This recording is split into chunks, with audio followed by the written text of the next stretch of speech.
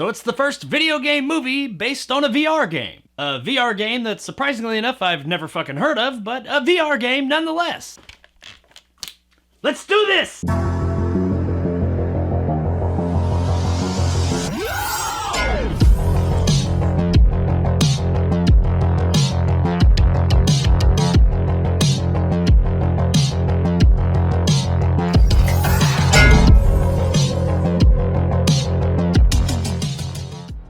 Werewolves Within is brought to us by director Josh Rubin and stars Sam Richardson and Milana Vayntrub. Werewolves Within is pretty much a horror comedy R-rated version of Clue. You got a whole bunch of people in this small little northern town that are snowed in and have to stay at this hotel. All the generators are destroyed and there's no power and there's been a few deaths, and come to find there's a werewolf on the prowl. So now we've got this colorful cast of characters trying to survive the night and figure out who it is amongst them that is the werewolf. This is probably the most non-video game movie that I've ever seen. If I didn't tell you this was based on a video game, or if you didn't already know, then you would never know that this was. I'm pretty sure that the vast majority of people that see this movie are never gonna know that the source material was a video game. Now, I'm really into VR. Look at my channel's early days. I did quite a bit of VR reviews and gaming and stuff like that. And I still really do enjoy the hobby, but I've never heard of this game. So I have zero knowledge of the source material when it comes to this movie. It's a multiplayer game, I do know that much, but if I had to guess, I would say that a lot of what makes this movie so much fun did not come from the actual video game. Now, the story here is pretty basic. That setup I said a minute ago, that's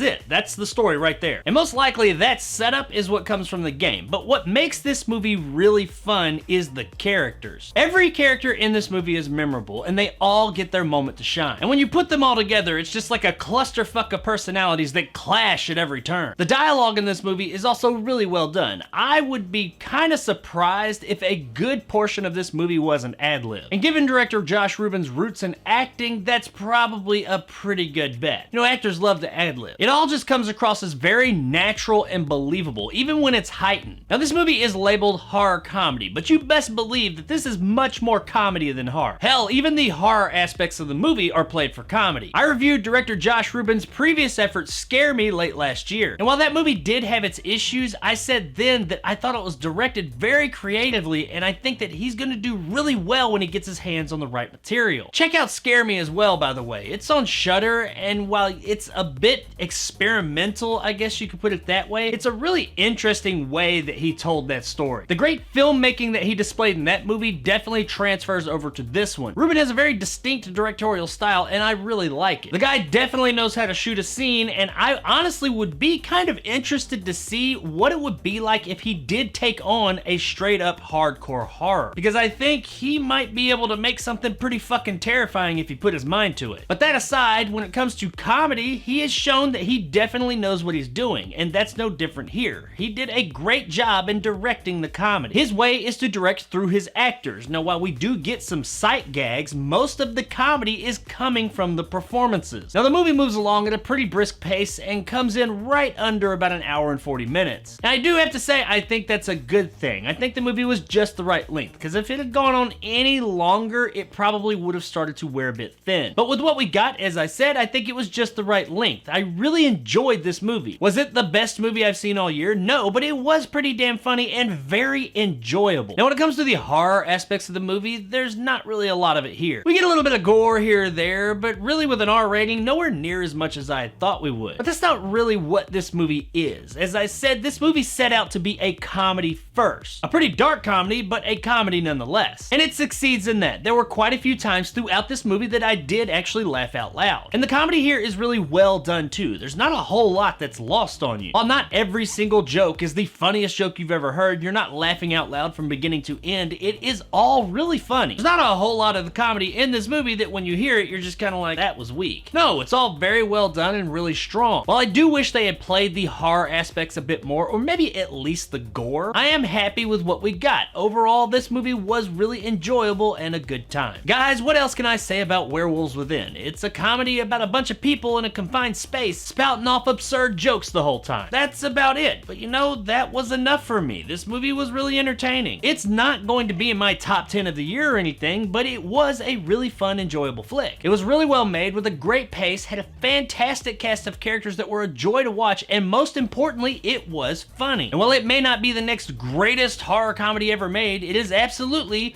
worth a rent. All he wanted was this. I have to return some videotape. This was just a really funny, enjoyable flick. So when you get the chance, give it a shot, and I think you'll have a really good time with it. So there it is, guys, my review of Werewolves Within. If you enjoyed and want more content like this, hit that subscribe button and help my little channel grow. If you want to help out my channel, check out my Patreon in the description below and become a jarhead and get some of the awesome benefits that go along with that, like these guys. And maybe even join the top tier and become a bad motherfucker like my man Greg here. If you liked what I had to say, give me a like. If not, let me know in the comments below why. And as always, stay sexy, Beaverfield.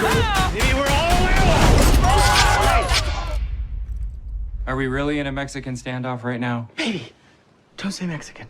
Just stand up. So yeah, this is my luck. I release a every video game movie ever made ranking list, and this movie comes out a fucking week later. For those of you that want to know, if I had to pick a spot, I'd probably say it'd be somewhere in the top 20, maybe even the top 15. It was a good time. But also, for those of you that want to know, am I going to redo my every video game movie ranked list? Fuck no, I'm not. You know how long that shit took to make? Hells to the no, I'm not gonna redo that shit. Not anytime soon, at least. Maybe after like a whole lot more video game movies come out, I might consider redoing it or revising it at some point, but that's gonna be a long time from now. That shit took for fucking ever. Damn it, man, this video game movie review series is like the fucking mafia. As soon as I get out, it just pulls me back in.